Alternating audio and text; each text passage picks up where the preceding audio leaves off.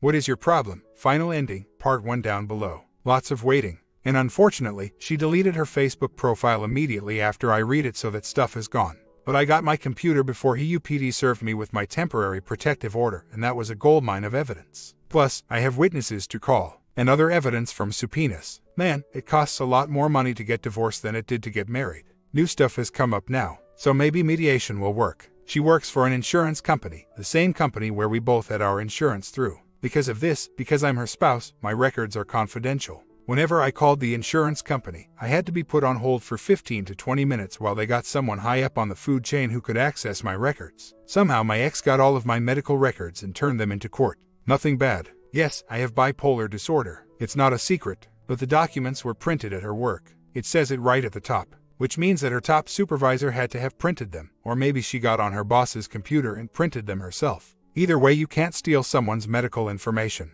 All she had to do was subpoena it. But that costs money, so it's a violation. At the very least, I can use that to cost her job, and I've been told that this is something, unlike the Identity X, that they will prosecute. But here's how my lawyer is moving forward. In our request for the temporary orders, that is next Friday, he is requesting that neither of us break the laws to get medical information for the court. Duh, no need to have that in there because it's not legal anyway, and I have no idea what the judge will even think about it.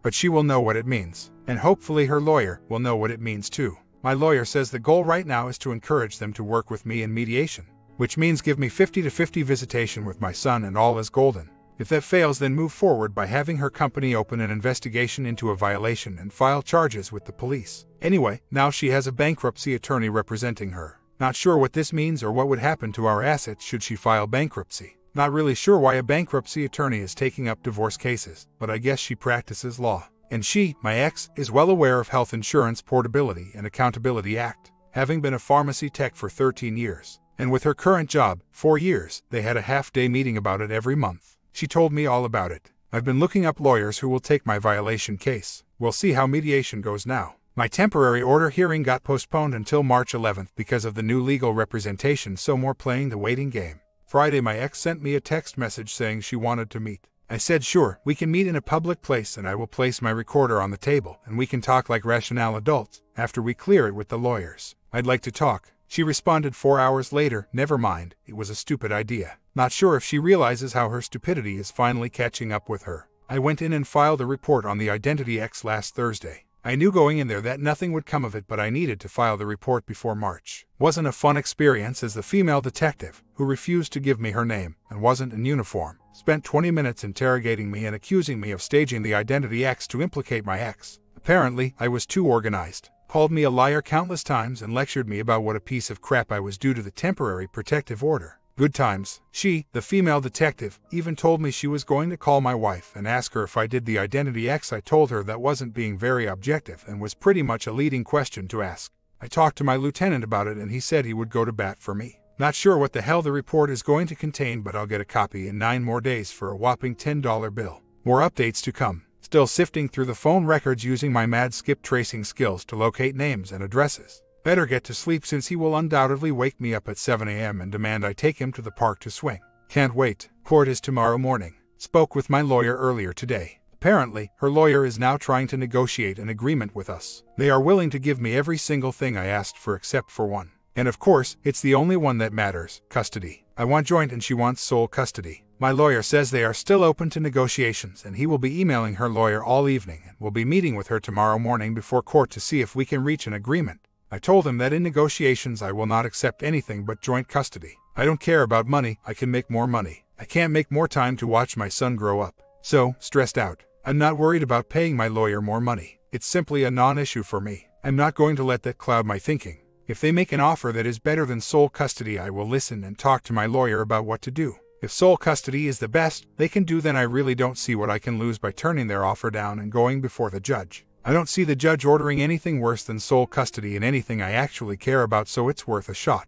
Updates from court. I don't have to pay her any alimony and she either moves out of the house or starts paying all of the mortgage and utilities. Negotiated by my lawyer. Negotiations continue. So, court was pretty similar to last time, but less sitting around and waiting while other people had their cases heard. There were only 3 cases before the judge today, including mine, and I was second. My lawyer sent me in to stand up and let the judge know we were here and that the lawyers were in negotiation, and then sit back down. Kept waiting, and after the second and last case was heard before they recalled mine, and I told the judge that the lawyers were still in negotiations. She put the court in recess, so I waited outside. The ex was there and kept staring straight ahead, refusing to look at me. She looks like crap. Her eyes are so bloodshot. She chopped off most of her hair, but she bought new shoes, so everything must be fine. I was feeling pretty happy with how things were going so far, laughing with my dad. Another hour went by with my lawyer occasionally checking with me to see if I would agree to certain things, and him chuckling about how her lawyer didn't know anything. She's a bankruptcy attorney, don't know what she's doing, represent my ex in divorce. She wanted me to pay half of her car payment for the car she bought before we were married. We paid together on that car, big payments, so there is like $7,000 in equity in the car. My lawyer told me that he thought he could make the car a marital asset if I agreed to pay half of the car payment, and that it would be good for me because then I'd own half of her car. So I agreed to that. Now I own half of her car. Eventually negotiations were done and we went back into the courtroom, and our case was immediately called back up. Sat and listened to my lawyer read everything. Her lawyer actually interrupted him at one point to clarify things and made them better for me and worse for her. Idiot. So I get joint custody, and there is no veto power for her. If we can't reach a mutual agreement regarding our son, then we have to go back to court and let a judge decide. Apparently, they could have gotten that veto power but never asked for it. My lawyer thinks that they didn't even know about it. My visitation only increases by 4 overnights a month though. I wanted more, but my lawyer told me to take this. I was asking for the right of first refusal so that she couldn't take our son to daycare without calling me first and seeing if I could watch him, but they refused to give that to me. Apparently getting more overnight visits is what is important though, because that is what is counted for permanent visitation schedules. So, I would have seen my son more with the right of first refusal, but with more overnights I will get him more once the divorce is final. She is staying in the house and paying the full mortgage and utilities. This will save me a ton of money, and the house is still 50% mine, so now she's paying to build up my equity. My lawyer said that he was going to call this spousal support unless they objected. They didn't. Not sure how she is going to pay for it, but I'll just assume that her boyfriend who lives with her, which she denies but I'm not stupid, is going to pay half. I pay child support of roughly $520 a month. Pay half of our credit card bills. He got her to agree to pay for all of his health insurance somehow. So that's like $240 a month. I don't have to pay for her car insurance anymore. Finally, there's an order in place to keep her from disposing of my property, though a ton of it is already gone. My lawyer tells me that she'll have to pay me for the property that is missing.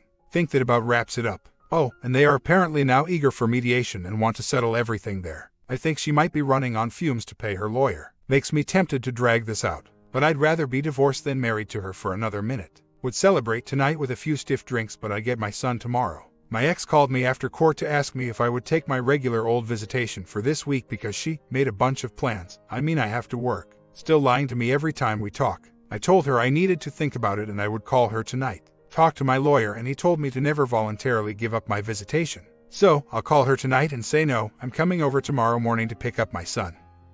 But if you want, I'll take him the whole weekend so you can go to party. Not going to turn down more time to watch my son grow up. Weeks later. So, my ex stole my medical records and turned them into court and used them against me in our custody battle. Backstory, she worked for Coventry and my insurance was through Coventry, so my records were highly confidential and only accessible by a Tier 2 supervisor or above. She used to tell me about it because she wanted to see what my co-pays and stuff would be before we got them in the mail, but she couldn't. About 6 weeks ago she turns my medical records over to her lawyer and he writes up the following, summarized. I'm bipolar. It's not a secret to anyone in my life or even random people who I mention it to, but there was no paperwork for her to prove it. So, she printed up some insurance forms, or had her supervisor, probably Mike since they were messed up, but I have no proof that he accessed them yet, do it. She couldn't do it and there are only 3 people in the huge building who could have. Her direct supervisor was one of them. She also printed up my STD test form. I saw a brand new doctor for these tests and did it after I left her. For some reason that doctor marked on her chart that I had organic delusional syndrome. I had never heard of this, but I've since looked it up. I'm not sure why that's on my chart and bipolar is blank. I told her I was bipolar. The doctor visit was short. Tea in a cup and give them some blood samples. There was nothing even remotely like a psych evaluation, and she isn't a mental health professional either. Anyway, my lawyer, in our response, put in there that neither of us should violate laws to gather evidence for the court. The violations are a big deal. I've already spoken with and hired a second attorney to pursue this issue for me, but I have not given her permission to act. She keeps pressuring me to do it. She will file the forms and file a complaint with the state attorney general. That is 2 felonies that each carry a mandatory minimum sentence of 6 months in federal prison up to 10 years, and fines between up to 6 figures per offense. And then we will sue my ex in Coventry and we will sue her supervisor that helped her. I've been assured that this is an open and shut case and that Coventry will settle with me for a rather significant sum of money. About half of my friends are incredulous that I haven't done this yet, and the other half tell me it's a horrible idea and that if I do this and destroy my ex's job, her ability to get a job in the future, and possible put her in prison, that my son will hate me for it in the future. My son is 2 years old. He knows like 20 words. His favorites are candy and no. And it's not like if she goes behind bars, he's going to the orphanage or something. She knows that I can do these things, but at the same time she is so deep in denial about everything that she doesn't get it.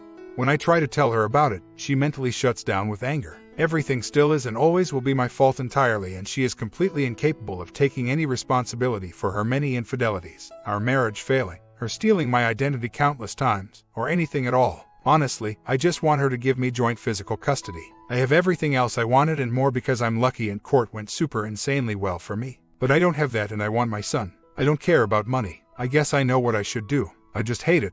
Does anyone think I shouldn't move forward like tomorrow? She called me just now. She's been suspended from work while they investigate. She wants me to call it off and kept apologizing and asking me what I wanted her to do. I can't call it off, it's all done now. Duh. You made your bed, now sleep in it. I didn't realize just how powerless I felt as I had to watch as my entire life crumble around me until I realized how great I felt after that phone call. Hey, she just violated my civil restraining order. That phone call wasn't about my son or bills. I should file a complaint. Plus, I recorded it. Half a year later. 1 year ago was my D-Day. I don't want to write about that though. I want to write something though. So, this is it. My WW needs to get out of my head completely. I've been working on forgiveness. Nothing I would ever say to her as I will not long speak to her period, but for me, clear out that space in my heart and get it ready for new growth. Forgive myself. It's okay that those things happen to you. It's okay. You'll push through it. I'm going to write about me being the other man. The first time I ever did this. And I did this deliberately. I did it on purpose. Sorry BH. I know you and I'm sorry. I was sick. I shook your hand.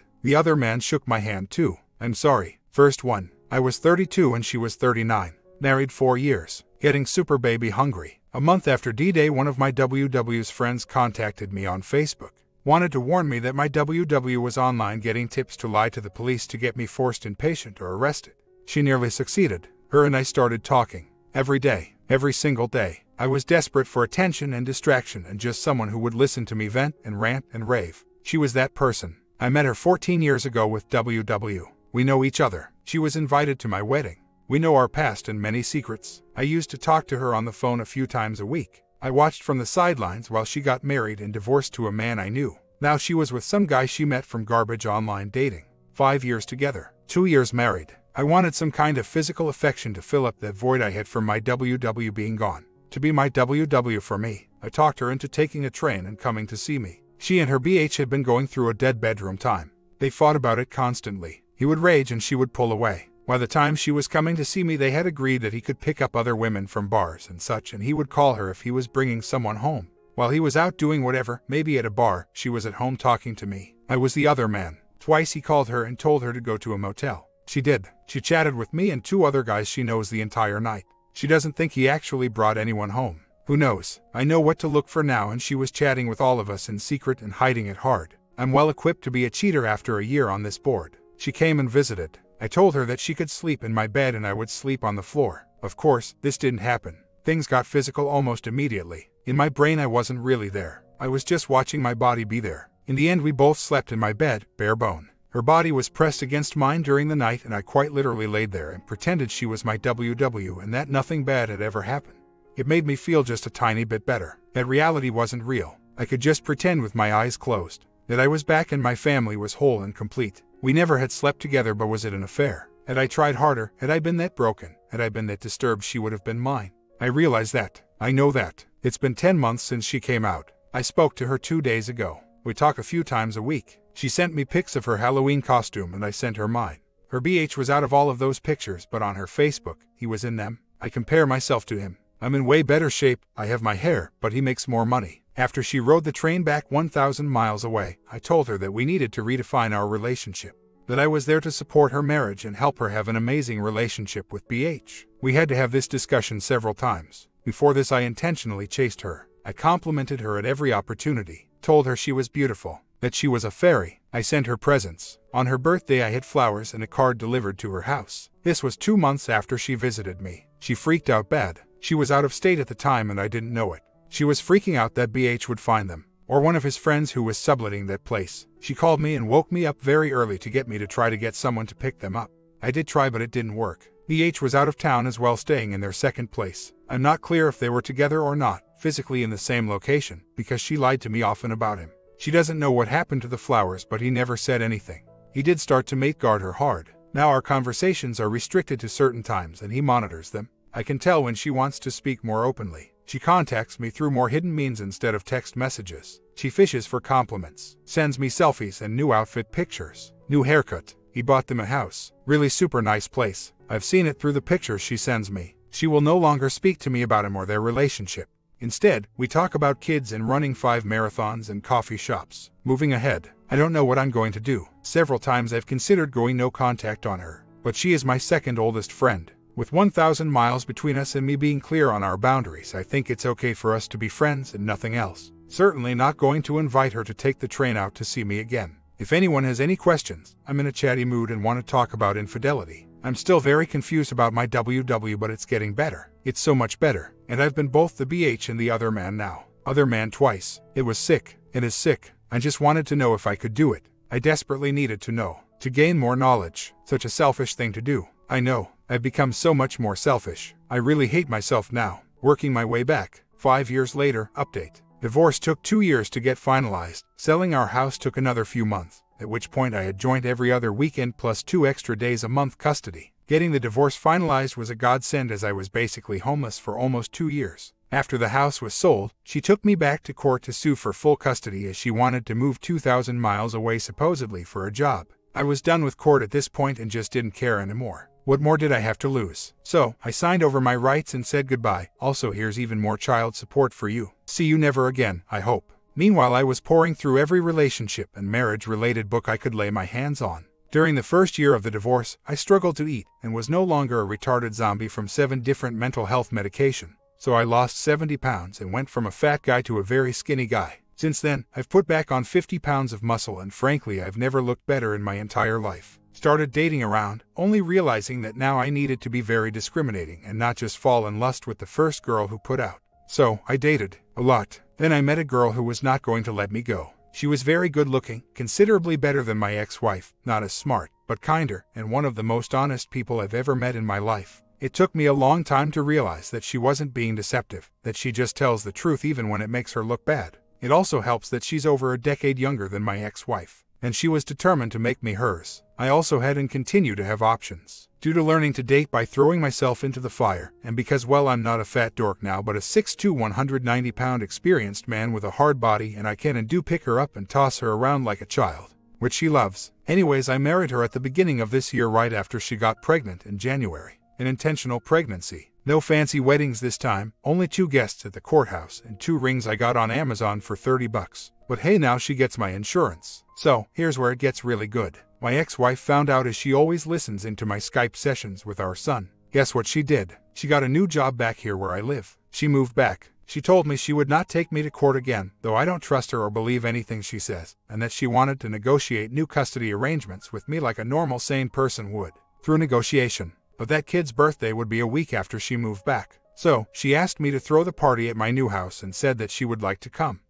I agreed. The birthday party went great. The kiddo had an amazing time with all his cousins. But partway through the party, I felt a hand caress me from the top of my back down to my butt. I turned expecting to see my new wonderful wife, but it was my ex-wife, who turned and walked away quickly. Current awesome wife came over shortly and asked me what that was about, as she was watching. I laughed and said, hey, I'm irresistible. In the months since then, it's been great seeing my boy every other weekend. His mom has been trying to get me to take more and more custody every weekend, plus another day during the week, which would land me at 12 overnights a month. But I don't want them and just refuse. I mean, I've got a great wife who is 6 months pregnant and we're planning 2 more. What's she going to do, take me to court to try to force me to take more custody? I'm already used to paying child support for no custody and just don't care anymore. My life is going great. My career is winning, my body is solid, my routine is set, and my wife is amazing. I had my son this weekend. We had a blast again. Saturday night I received a bunch of drunk texts from my ex-wife. She made a terrible mistake, she says. She wishes we could be together. A few more dirty texts as well. I just ignored them and thought,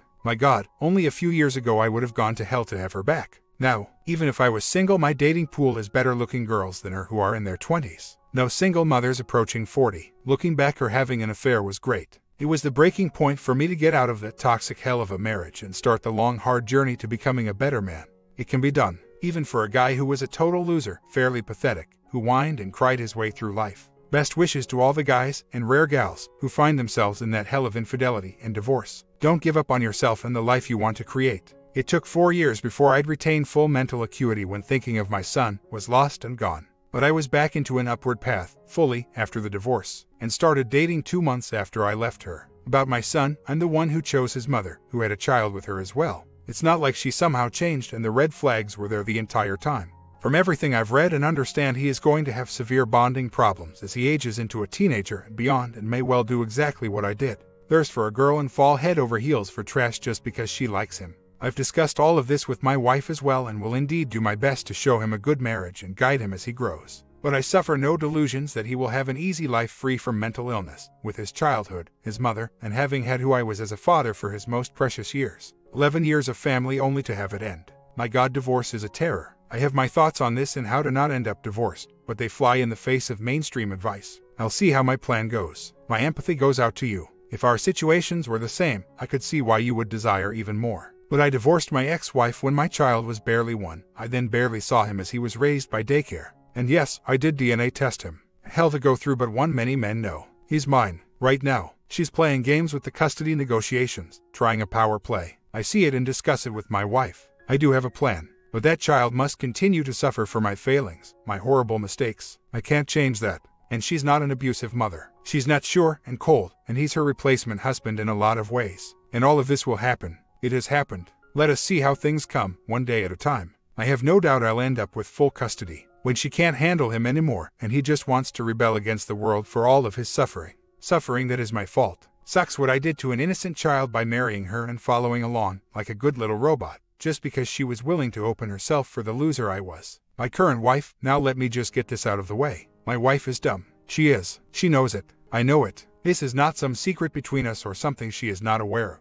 She could not go to college, but to barely scrape by. She is never going to pass Algebra 2. She is never going to understand allegory. She is never going to be the sharper tool in the shed. She's the hammer, and this is totally fine. Neither of us were under any delusions when we met. Actually, if there were any delusional parties, it was I. She repeatedly told me, apologized to me, and acknowledged this. I had her take an IQ test and it was mildly above the normie average, which was good enough for me. That combined with her self-knowledge, and hence focusing her life on becoming Instagram pretty, and then aiming for an older established man who would accept a girl who really just isn't that bright, but who gives him her youth, beauty, and another family. So, no, none of this is new news over here, and we've been together now for several years. But today I was getting very angry at how dumb she is. I suffered a temporarily crippling illness and have been repeatedly hospitalized over the past month.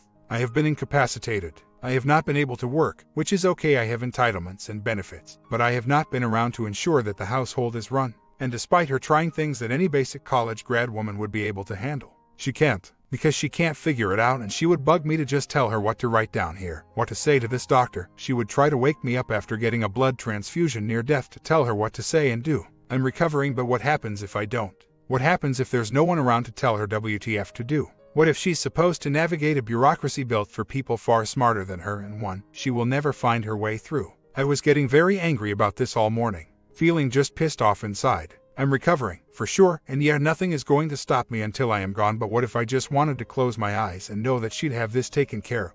Just for a bit, like maybe a week. Can I have a week where she's got this? Can I just close my eyes for a week and not wake up to a crumbling wreck? And yes, I know that there are women who can indeed got this taken care of, but they also don't look like the girl I chose. So yeah, trade-offs. My lovely wife realized I was really pissed off, and she asked me directly about it, at which point I realized I was seriously tied up in my head, that I was not actually thinking about her and how dumb she is, and I wasn't really even angry at her, but I was seriously caught up in my own childhood and fear I had back then, and that yes, I was indeed upset at her. I felt she was being lazy. So, I told her, I'm really struggling here and I feel like you are being lazy. Direct communication. A nice solid hour of it. Then we had a lot of direct communication. Her talking about her fears, admitting she has been lazy lately because I have been, and it's just been contagious. That this has almost been like a vacation. Only one where we party at the vending machine in the hospital hallway with $20 of junk food. And she said she was sorry and would try harder. And as soon as we got home from her chauffeuring me around, and OMG, I still have not mentioned just how bad a driver she is.